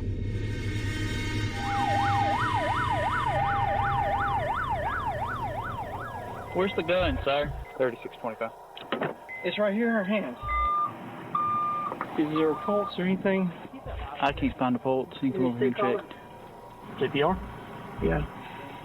What happened tonight? We were arguing, and last thing I remember, I was going in the house, and I heard a shot. a scream, and then another shot. Open the bag. Give me some trauma shoes. Stay clear of patient. The realization started hitting me that she shot herself. Analyzing heart rhythm. Come on, let's go. We'll stay back here. What they're going to do is try to determine if they can get a pulse, okay? Check airway. Check breathing. Check circulation. Hey, Chief. It looks like a suicide to me. Did anything about your relationship with Tiffany lead you to believe that she was suicidal? Not at the time. Looking back, just seeing how depressed she actually was and reading some of her journal makes me think she was hiding a lot of stuff. Tiffany was one of my very best friends. She was a big spirit. She had big plans. She wanted to see the world. This was a school photo. She was my firstborn, my only daughter. She was very involved with her children. She used to dance and sing with them all the time. Her goal was to bring people together. That was why she started Mothers Helping Mothers. MHM is a community for all moms of all walks of life. It doesn't matter your background. We want to be there to love and support you. Do you believe she would take her own life? No. I had just talked to her. I do not believe that. When we learned that she had shot herself twice with her non-dominant hand, we were fairly certain that there's no way. Were you certain Jason did it? I couldn't figure out who else did it. Just no way physically possible could it happen the way that he said it happened. To believe that she did it to herself, you have to believe she used her non-dominant hand. Very impulsive. And then shot herself twice. Yes. Most suicides don't involve 2 shots. Yes, most, not all. We don't believe Jason is guilty of this at all. They did not see blood or anything on him. They found nothing that would indicate he had fired a firearm recently. I think she gave up. I think she just fell apart and decided to end it. Did you kill your wife? No. There wasn't anything that had ever happened through the years for me to say, oh, he might be guilty. I never, ever thought that he was guilty. I don't have a pulse. She's right here. She's gone.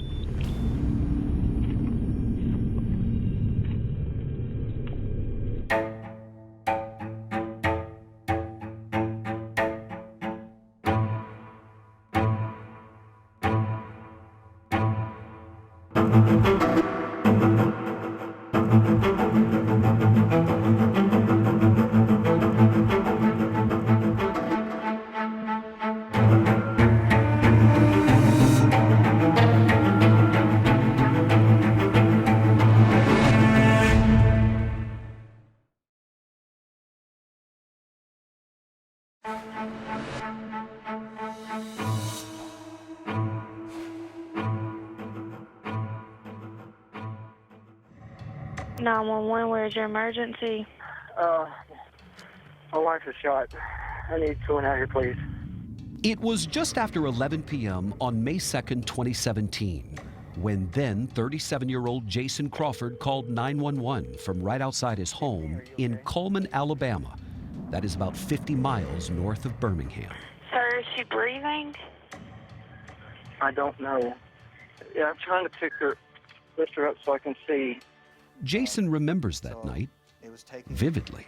Felt like it was taking longer and longer for anybody to get there. And eventually I saw some headlights. Body camera footage shows what Coleman County Sheriff's deputies found when they first got to the scene. EMS is on the way, okay?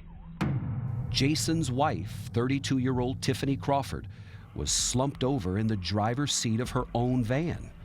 There was a pink revolver in her left hand, which Jason says she kept in the driver's side door of her vehicle for protection.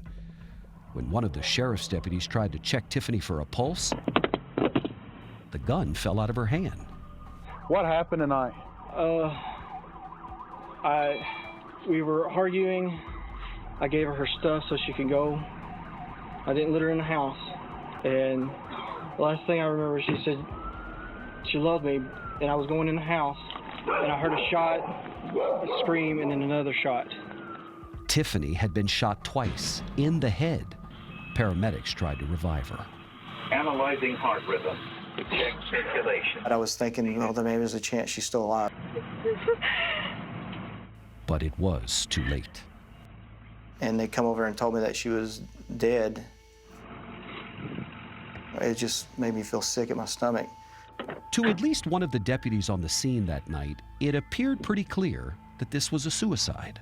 There's nothing here so far that says anything to me other than suicide. And it wasn't long before deputies realized who Jason Crawford was. The son of Rhonda Crawford, who works as an office manager at the sheriff's office. Yeah, you know it's Rhonda's daughter-in-law. Coleman County Sheriff Matt Gentry soon got word. The chief deputy called me and said, hey, it appears that Rhonda's daughter-in-law had shot herself. I said, I'll go out there and check on them. By the time the sheriff got there, Rhonda Crawford was already on scene. It was Rhonda, Jason's mother, who called Tiffiney's mom, Cheryl McGuckin, to tell her what happened. I felt like I was kind of frozen in time in that moment. And I said, is Jason there? Can I talk to him? And he was already speaking with the police. Is that her gun that she kept with her? Yeah. And so I got off the phone and I tried to figure out what my next step was. Cheryl's thoughts soon turned to Tiffiney and Jason's children. They shared a 5-year-old son and a 4-year-old daughter. Tiffiney was also stepmom to Jason's then 14-year-old son, Logan. All the kids were inside the house that night. The 2 youngest were asleep. For Cheryl, life really hasn't been the same since then. What are the things that you miss about her? You know, the things I miss about her is her spontaneity. Tiffiney was an individual that had a huge heart, and she just wanted to engulf everyone around her and help them find joy. That is why Cheryl says Tiffiney devoted much of her spare time to a support group that she had started on Facebook called Mothers Helping Mothers. We're there to laugh with each other, to love each other, and to just build you up in everyday motherhood. She saw a vision that there were other mothers that needed somebody to talk to. And that group took off like a wildfire and spread all over the country. Tiffiney and Jason had been married a little more than 6 years when she died. What did you think of Tiffiney when you first met her? I thought she was striking and beautiful. She was outgoing. A lot of things I wasn't, you know, so it was more of like, I guess, opposites attract kind of thing. When they started dating, Jason had been divorced for several years. His first wife, he says, had cheated on him. Tiffiney was in a relationship at the time, married in fact. It wasn't exactly a fairy tale beginning from the outside looking in. But Jason says for the two of them, it was like fireworks in the beginning. Tiffiney eventually got divorced, and that is when she and Jason married and started their family. Just what led up to her death on that night in May 2017 She's gone. Would be up to the investigators to find out. Sheriff Gentry remembers a conversation he had on the scene with the coroner. He says it appears to be a suicide. He said the only weird thing is there's 2 shots. What do you recall about what you thought in that moment? Well, that's weird. It's strange. Now, has it happened before? Yes, but it's not normal. One of the shots was to her left jaw area. The other was to her left temple. I said, because of his mother's connection to our office, for transparency, there has to be an autopsy done. Sheriff Gentry says his investigators went on to process the scene that night. We investigate every suicide like a homicide. So the man was searched, evidence that was needed to be was seized. But the next morning, Sheriff Gentry decided to turn the case over to the Alabama State Bureau of Investigation. I could have told our guys to work it, but because of the potential for conflict, I want full transparency. Joe Parrish is the state agent who got the case. What's the first thing you do? I went to the district attorney's office and asked him about the van. Parrish wanted to get his hands on that van in which Tiffiney was shot, so he got a search warrant for it. But there was just one problem. You see, the van had been released to the Crawford family, and by the time Parrish got to it, less than 24 hours after Tiffiney died, it had already been cleaned by Jason's family members. The sheriff's office had given them the go-ahead. I didn't want the kids to see anything. I was worried about them when they woke up in the morning. What did you make of that the van had been cleaned? It was odd that they would clean it up that quick after something like that. But Sheriff Gentry defends his decision to release the van. There was nothing of evidentiary value to the van. They processed it, took pictures, they did everything they normally would do on a crime scene that night. Right, but if you're treating it like a homicide, I'm not turning the van over to the family. Sure. So, and I completely understand. So it was treated, we worked it like a homicide, but it was treated like a suicide. Every bit of evidence that was needed was taken. But as it turns out, that van would be significant. And so would what Jason and Tiffiney were arguing about right before she died.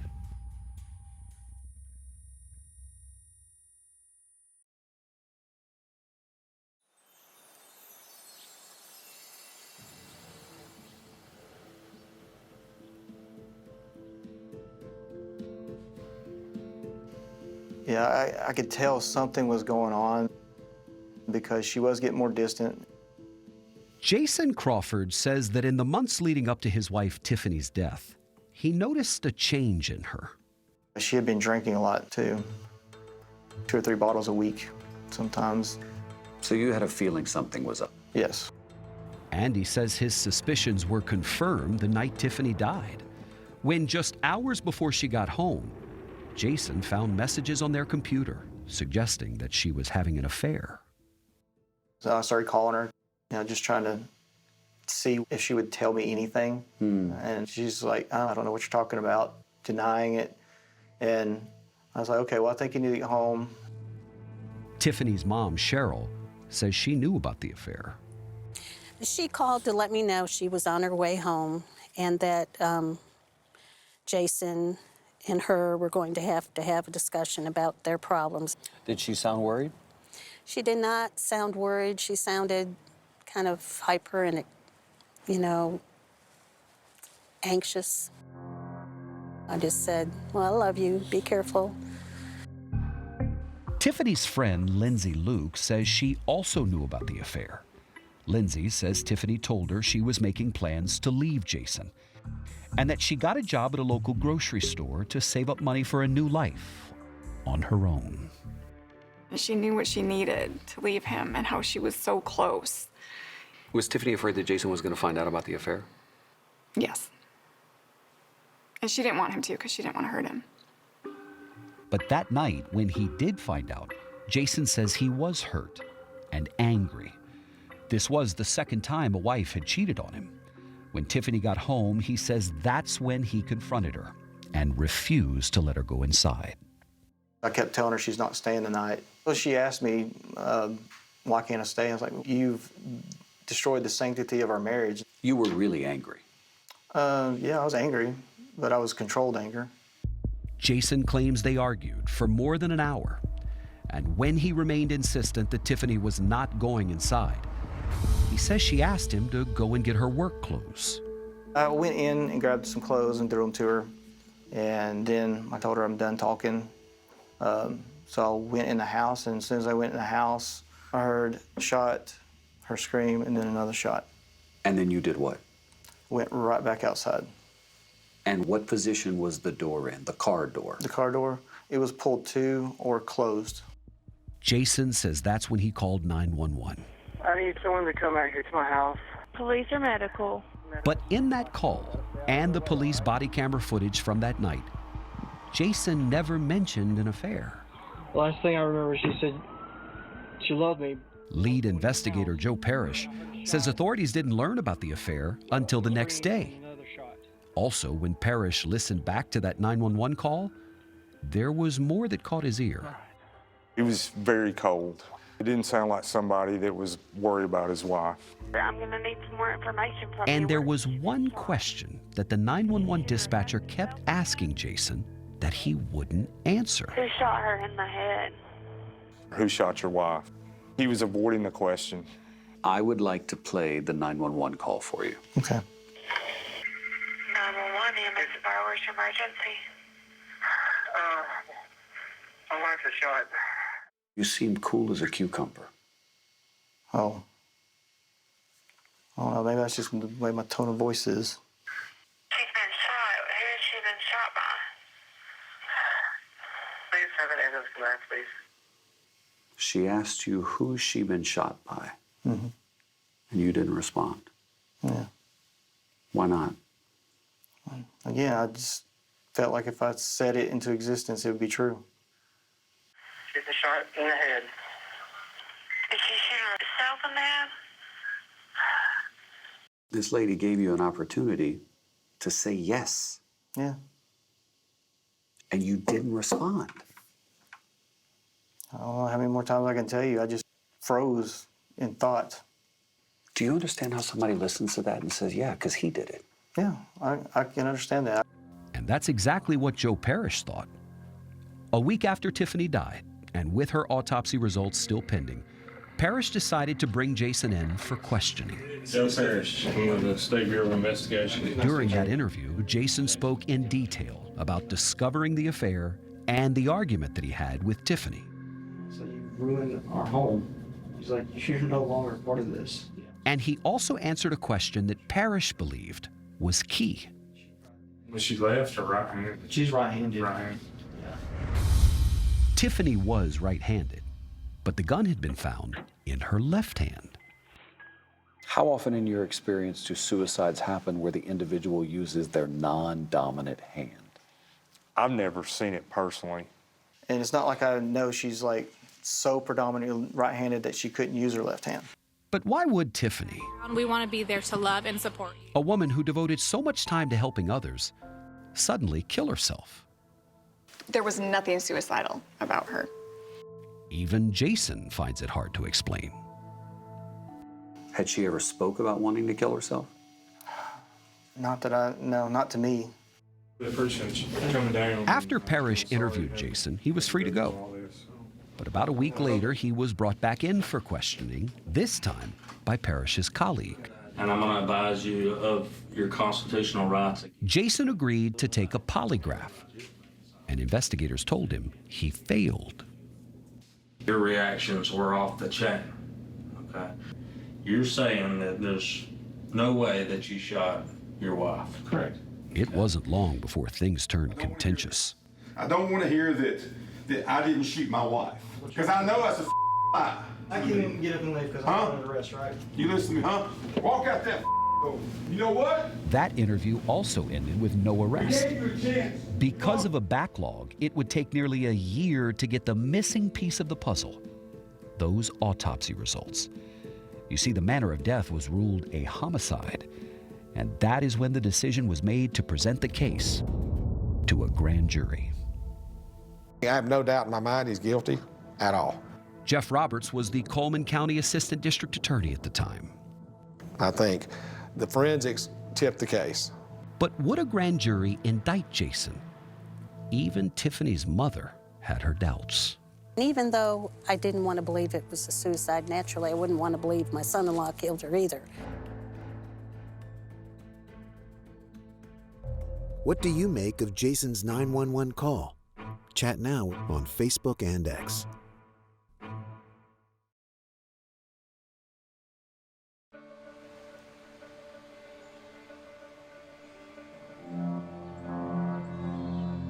It's a sad situation.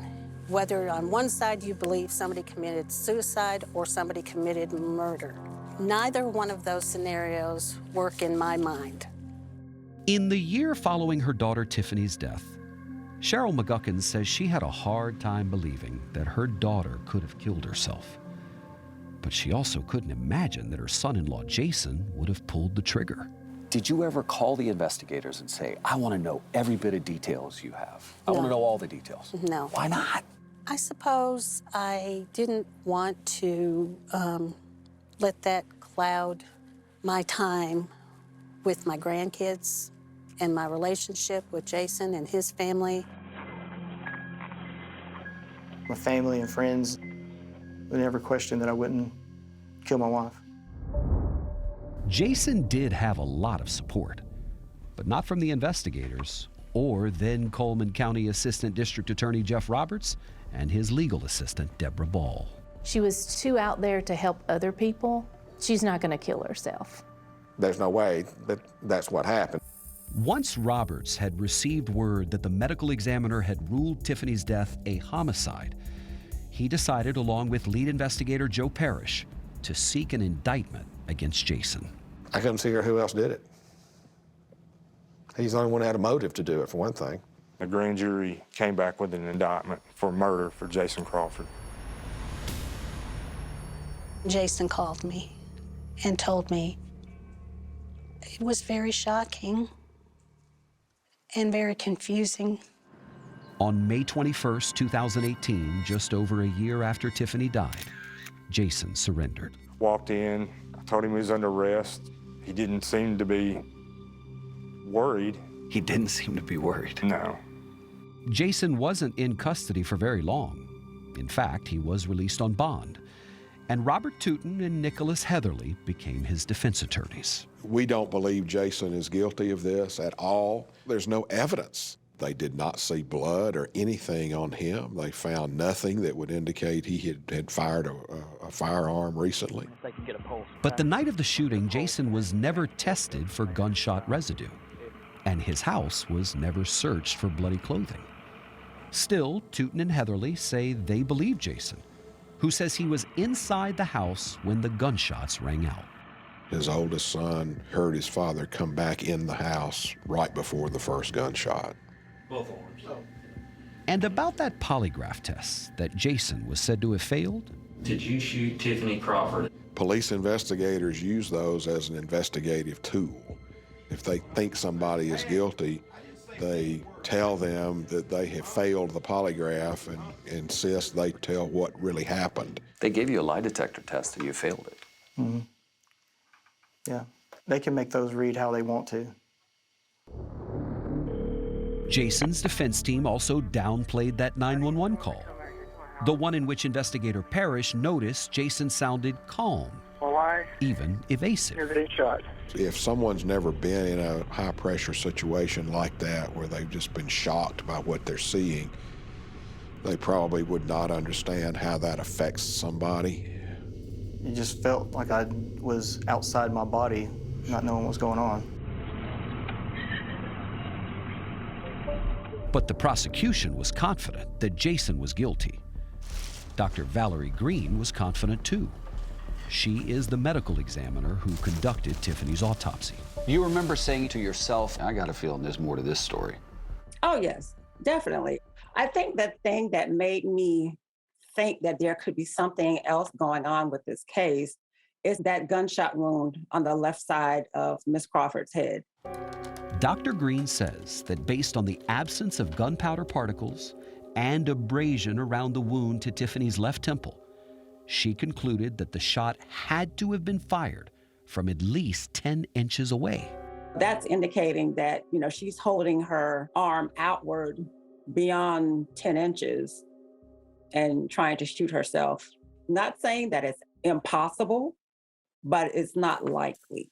It is especially unlikely, says Dr. Green, because Jason reported that he found Tiffiney in the driver's seat of her own van. Where's the gun, sir? With the gun in her left hand. It's right here in her hand. And the car door closed. That was concerning to me because, for you to be able to hold up a gun and shoot yourself in the head, it would be difficult to do in such a small space. That's not all, says Dr. Green. Neither of Tiffiney's injuries were contact wounds. She didn't have a contact wound here. And she didn't have a contact wound here. Correct. Most suicides involve the barrel or the tip of the gun being placed on the skin. Yeah, you said most, not all. But there was something else Dr. Green noticed, specifically about that van. I remember looking at pictures of the driver's side door, and I didn't see any blood on that door.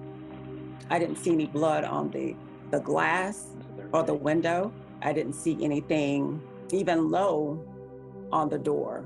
That makes me think that the door was not closed. And I think that that door is open because he was standing there. Despite the autopsy report and the fact that a grand jury had indicted Jason, Tiffiney's mom continued to support him. I never changed how I felt towards Jason. I mean, what purpose would that serve? You know, he's also somebody's child. And he's the remaining parent to my grandchildren. More than 4 years would pass before the case ever went to trial. And during that time, the defense would retain their own medical examiner, the former chief medical examiner for the state of Alabama. And he had a drastically different opinion than Dr. Green. I believe it's a suicide.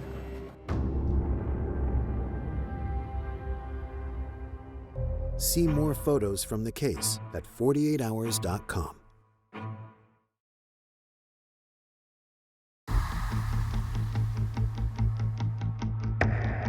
In November 2022, more than 5 years after Tiffiney Crawford died, her husband, Jason Crawford, went on trial for her murder. Prosecutor Jeff Roberts was confident in his case, but he knew there would be challenges. The fact that it was considered by the officers on the scene apparently consistent with suicide, I thought this was going to be really tough to overcome. Jason's defense attorneys, Robert Tootin and Nicholas Heatherly, also felt that they had their work cut out for them. Simply because there's no way to really find a definitive answer for exactly what happened. We were only allowed to film the trial from outside the courtroom through a windowed door. Tiffiney's mother, Cheryl, who said she didn't want to hear the details surrounding her daughter's death, chose not to attend the trial. I knew that there would be things said on both sides that I didn't want to have in my head. But she did go on day one, solely to testify. She was the prosecutor's first witness. He assumed that I was on their side. Instead, Cheryl says she told the jury how she really felt about Jason. I've never had any issues with Jason. Megan Brock was a juror on the case. She was telling everybody, me and Jason have a great relationship. I was like, really? You thought it was weird that his mother-in-law might still be supporting him as he's on trial for murder. Yep. Undeterred, the prosecution moved on with what they felt was evidence of Jason's alleged motive: anger over his wife's affair. A friend of Tiffiney's testified that Jason called her after learning that Tiffiney had been cheating on him, and that he said he couldn't go through this again, referencing the fact that his first wife had also had an affair. Jason claims he didn't say that. His first wife cheated on him. Tiffiney cheated on him. Isn't it plausible for somebody on the jury to think, hey, look, the guy snapped, so he killed her? I don't think that happened at all. He didn't snap over his first wife. They remain friends even to this day. How old is she? Jason's 911 call was also played for the jury, My wife was shot. and they saw some of that police body camera footage too. The prosecution also called DNA analyst Angela Fletcher, who examined swabs taken from Tiffiney's gun. She testified she couldn't say for sure whether there was any female DNA on the gun because there was only a trace amount of DNA detected. But she was certain that both the grip and the trigger contained male DNA. Is it Jason Crawford? No, the profile was so limited that I was unable to do any type of comparisons. There's other people that have touched that gun that were males. My dad gave her the gun, so his DNA may be on it. Her brother also shot it. With so little DNA detected, the prosecution argued that Jason must have wiped the gun and then planted it in Tiffiney's hand. There's no proof, there's no evidence of it at all, no. Her DNA would have had to be on that gun if she did it herself. But perhaps the most damaging testimony against Jason came from medical examiner Dr. Valerie Green. She told the jury how she believes the gunshot wound to Tiffiney's temple was fired from more than 10 inches away. Which is way more consistent with him standing outside the car shooting her than, her trying to hold a gun, over 10 inches away. But the defense showed the jury a pre-recorded deposition with their own medical examiner, Dr. James Lauritsen. I believe that Mrs. Crawford shot herself first in the left side of the face and then shot herself in the left side of the head. Dr. Lauritsen also testified there is no way to tell how far away the gun was when that shot to Tiffiney's temple was fired because her hair was in the way. I do realize that scalp hair can filter out gunpowder particles, but that was taken into consideration. I would expect more abrasions to have been able to filter through her hair. The defense also argued that Tiffiney had been struggling emotionally. She had started seeing a counselor just one day before she died.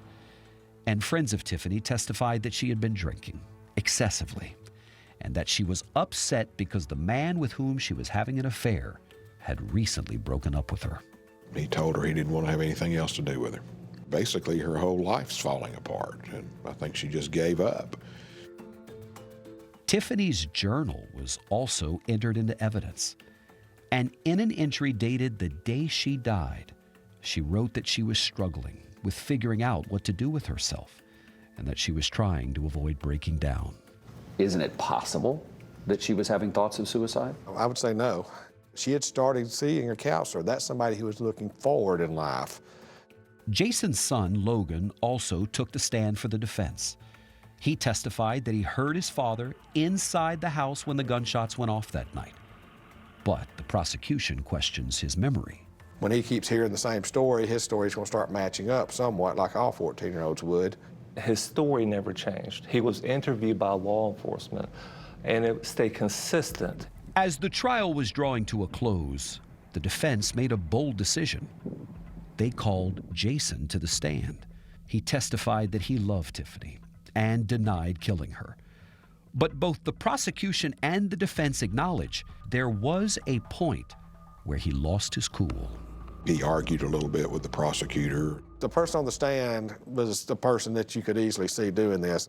Jason also testified that he called Tiffiney a degrading name that night she died. But you said to the jury, I was trying as best I could to make her hurt inside as much as I was hurting.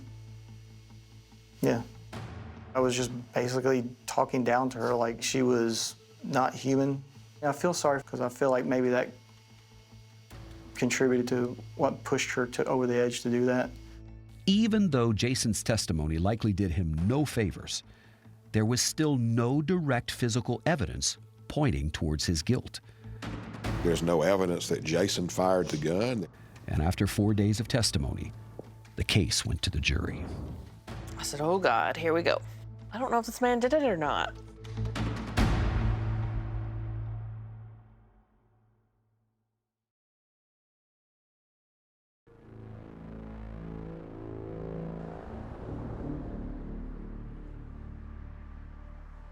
It was November 18th, 2022, and Jason Crawford's fate was now in the hands of a jury.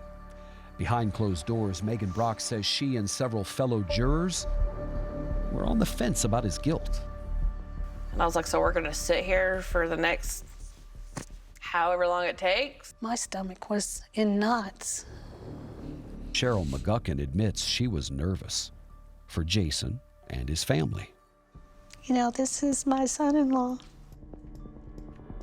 After several hours deliberating, the jury requested access to that body camera footage.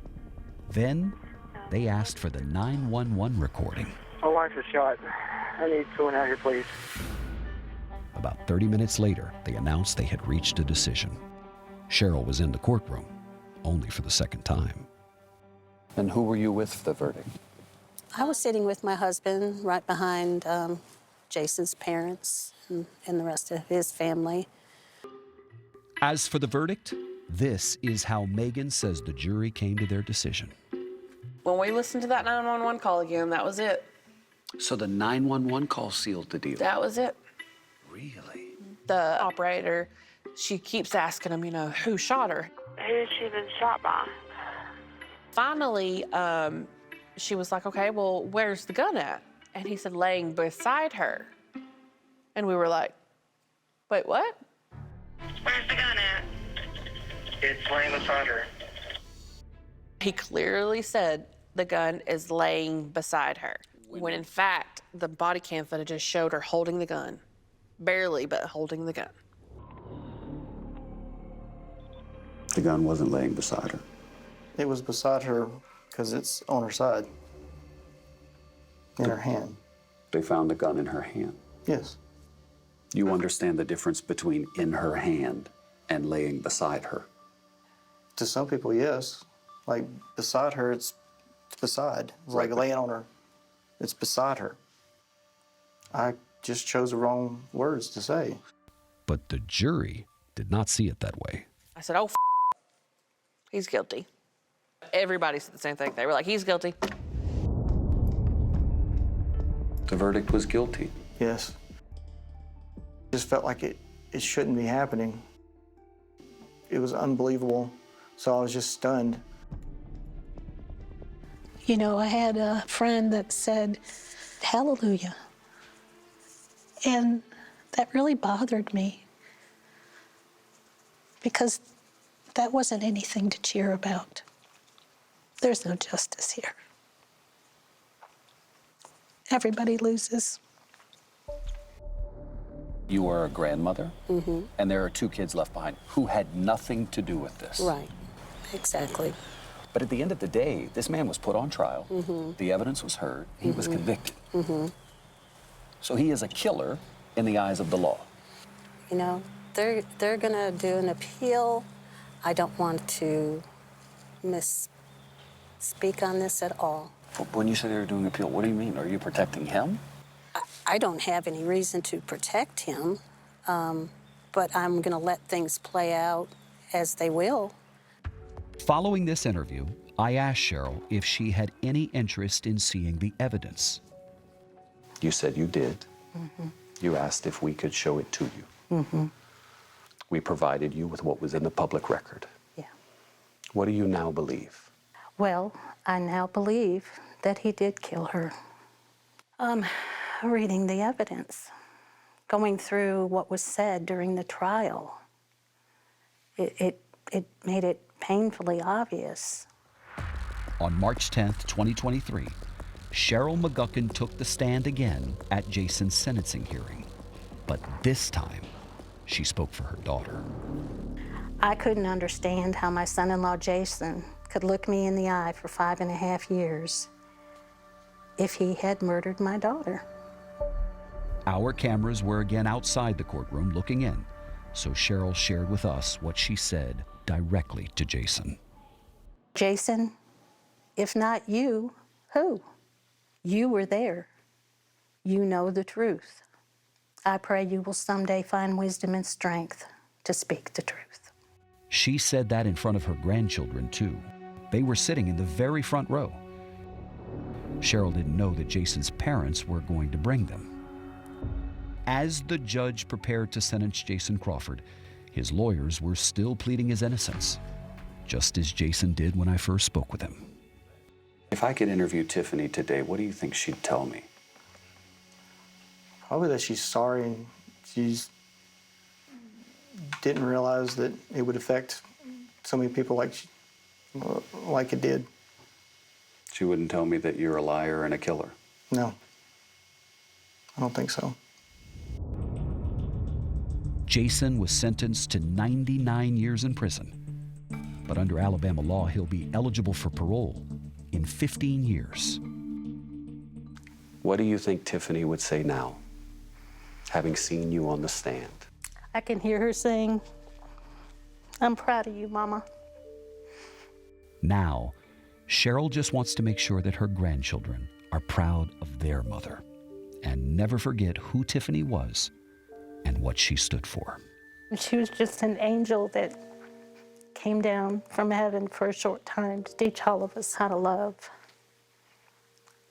and be kind and be giving.